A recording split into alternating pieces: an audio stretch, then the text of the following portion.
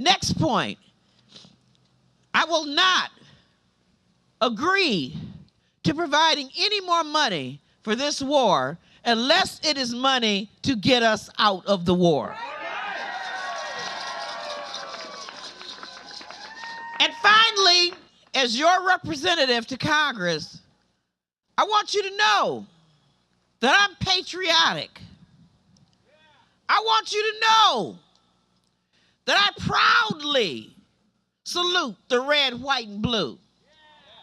I want you to know that there aren't any members of Congress, there aren't any members of the United States Senate, there's nobody in the White House who is more patriotic than I am.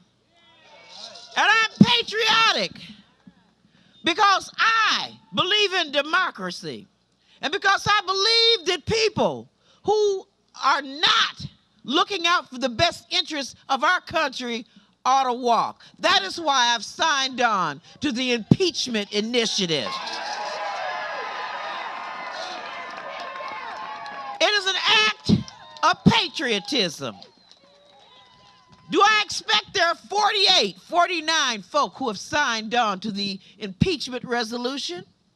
It is hardly a dent in the numbers of co-signers that are needed to force any kind of action on this initiative. There are about 300 or so days left in the reign of King George II. But I am a patriot because I want them to say that Gwen Moore spoke up against this administration. I want it to be on the record that Gwen Moore was one of the 48 liberals in the country who said that when you lie to the American people, when you trick us into an unsustainable war, when you drag our economy down to recessionary and depressionary levels, when we have 4,000 and growing members of the military who have died in this war, I had the sad occasion to have to speak on the floor about our brothers who have died from the 4th Congressional District. And it's hard to even recall that right now. When we have been so ill-served by this man in the White House, I want to go down in history as a patriot who said, "Get out of our house."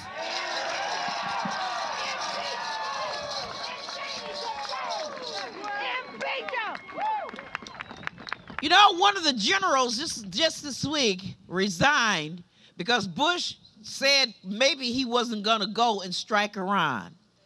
You know, we have to continue to articulate the importance of our anti-war stance. Because I'll tell you the truth. Democrats have had a bad last couple of weeks, no matter who out there you support. And we have been too clever by half in our campaigning. And we have given a lot of impetus to people like John McCain by talking about who's more prepared to push the button than who's not more prepared to push the button, and who would dare to stand up for America and kill more people and prosecute this war and the next war. We have given ammunition to the other side. And the heart and soul of politics, who the next president of the United States is going to become, you know, it's almost like, we have gotten to a point of being masochistic on this subject.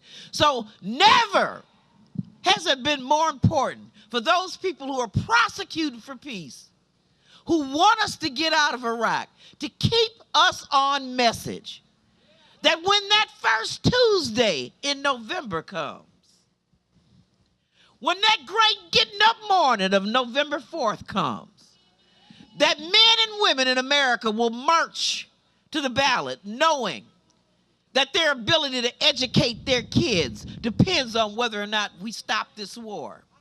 That they will know that the ability for our elders and our seniors and those 47 million people who are sick to have the ability to have health care will depend on whether or not we can stop this war.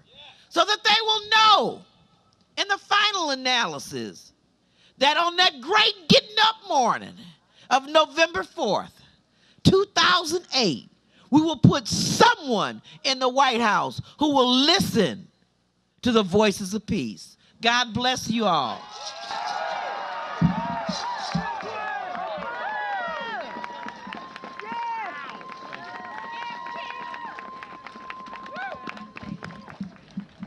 Your Congresswoman, my Congresswoman. Let's hear it again for Gwen Moore.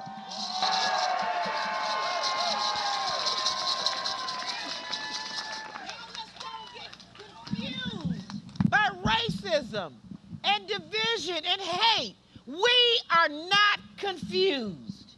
We are not confused. We are not confused. We are not confused. We are not confused.